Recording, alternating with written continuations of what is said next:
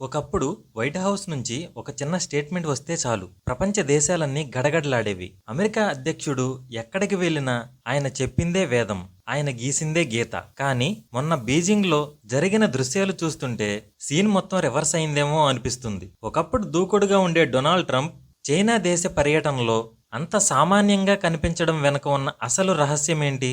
Taiwan గురించి విలేకరులు ప్రశ్నిస్తే ప్రపంచం వినేలా గర్జించే ట్రంప్ అక్కడ ఎందుకు మౌనంగా ఉండిపోయాడు?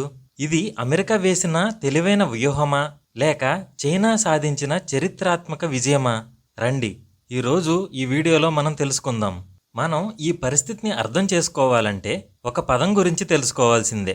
అదే తుసిడైడేస్ ట్రాప్. షీ జిన్పింగ్ తన స్పీచ్లో ఈ పదాన్ని వాడాడంటే అర్థం చేసుకోవచ్చు ఆయన అమెరికాకు ఎంత పెద్ద వార్నింగ్ ఇచ్చాడో తెలుసా? 2500 ఏళ్ల క్రితం గ్రీస్లో ఎథెన్స్, స్పార్టా అనే 2 రాజ్యాలు ఉండేవి.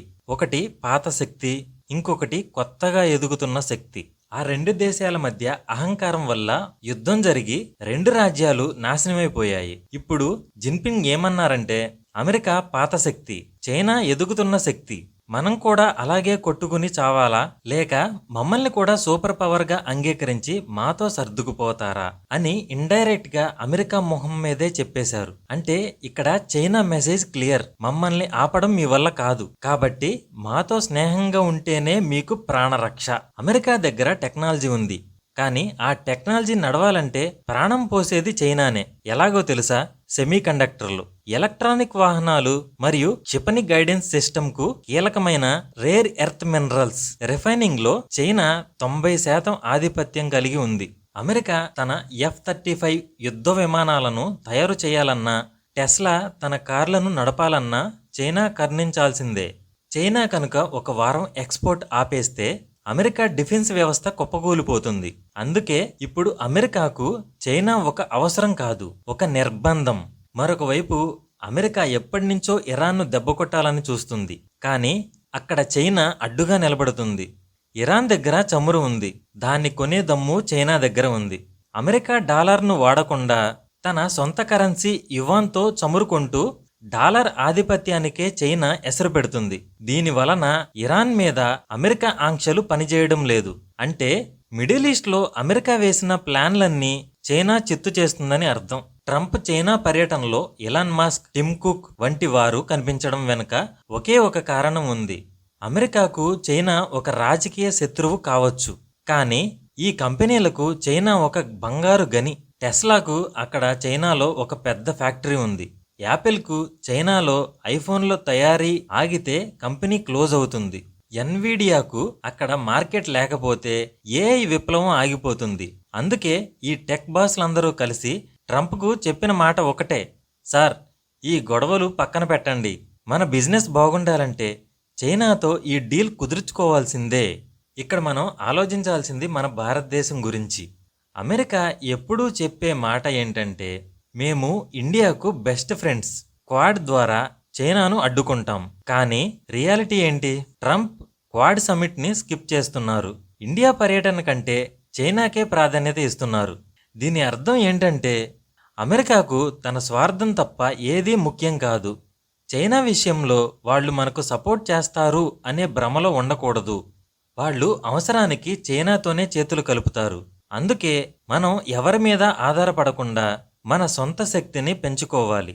ఈ మీటింగ్లో మనం గమనించాల్సిన విషయం ఇంకొకటి ఉంది, నేతల బాడీ లాంగ్వేజ్. ఎప్పుడైనా గమనించారా? ట్రంప్ ఎవరితోనైనా షేక్ హ్యాండ్ చేసేటప్పుడు తమ వైపుకు లాక్కుంటారు, అది ఒక పవర్ ప్లే.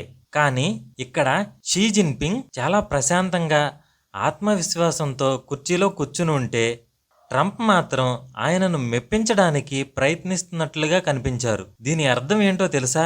అధికారం ఇప్పుడు వాషింగ్టన్ నుంచి బీజింగ్ వైపు షిఫ్ట్ అవుతుంది. చైనా తన గడ్డపై అమెరికా అధ్యక్షుడిని ఒక గెస్ట్ లాగానే చూసింది తప్ప తన బాస్ లాగా చూడలేదు. అసలు అమెరికా ఎందుకు ఇంత తగ్గాల్సి వస్తుంది? దీనికి మెయిన్ రీజన్ ఇరాన్ యుద్ధం. అమెరికా ఇరాన్ మీద పెత్తనం చెయ్యాలని చూసింది, కానీ అది ఒక పెద్ద డిజాస్టర్గా మారింది. ఇరాన్ దగ్గర ఇంకా యురేనియం ఉంది. అటు మిడిల్ ఈస్ట్లో అమెరికా మిత్ర దేశాల సపోర్టు తగ్గింది. ఇప్పుడు ఒకవైపు ఇరాన్తో సమస్యలు, ఇంకొక వైపు చైనాతో ట్రేడ్ వార్. ఈ రెండింటిని అమెరికా తట్టుకోలేదు. అందుకే చైనాతో గొడవ పడితే తన ఆర్థిక వ్యవస్థ కుప్పకూలుతుందని భయపడి ట్రంప్ రాజీ మార్గాన్ని ఎన్నుకున్నారు. గొడవలు పక్కన పెట్టి డబ్బులు ఎలా సంపాదించాలో మాట్లాడుకుందాం అనే మెసేజ్ ఇచ్చారు. చివరిగా ఒక మాట, చైనాలో ప్రస్తుతం జాతీయవాదం పీక్స్లో ఉంది. అక్కడి ప్రజలు ట్రంప్ పర్యటనను ఒక గెలుపుగా చూస్తున్నారు. మేము అమెరికాను తలవంచేలా చేశాం అని వాళ్ళు బలంగా నమ్ముతున్నారు. మరి ప్రపంచంలో అమెరికా ఏకఛత్రాధిపత్యం ముగిసిపోయిందా? చైనా ఇప్పుడు ప్రపంచానికి కొత్త బాస్ అవుతుందా? ఇక్కడ మనం తెలుసుకోవాల్సిన ఒక విషయం ఏంటంటే, జియో పాలిటిక్స్లో సెంటిమెంట్స్ ఉండవు, కేవలం సర్వైవల్ మాత్రమే ఉంటుంది. ఎవడైతే ఆర్థికంగా సైనికంగా బలంగా ఉంటాడో వాడి దగ్గరకే ప్రపంచం వస్తుంది. ఇండియా కూడా రేపు $10 ట్రిలియన్ ఎకానమీ అయితేనే అమెరికా మన దగ్గరకు వచ్చి ఇలాగే తల వంచుతుంది. ఈ గేమ్ ఇంకా ఇంట్రెస్టింగ్గా మారబోతుంది. మీరేమనుకుంటున్నారు? అమెరికా తన పట్టును మళ్ళీ తెచ్చుకుంటుందా, లేక ప్రపంచానికి కొత్త బాస్ చైనా అవుతుందా? కింద కామెంట్ రూపంలో తెలియజేయండి. డైలీ వీడియోస్ వస్తూనే ఉంటాయి కనుక మన జియో తెలుగు ఛానల్ని సబ్స్క్రైబ్ చేసుకోవడం మాత్రం మర్చిపోవద్దు. వీడియో నచ్చితే లైక్ చేయండి, ఛానల్ను సబ్స్క్రైబ్ చేసుకోండి. Thank you. జై హింద్.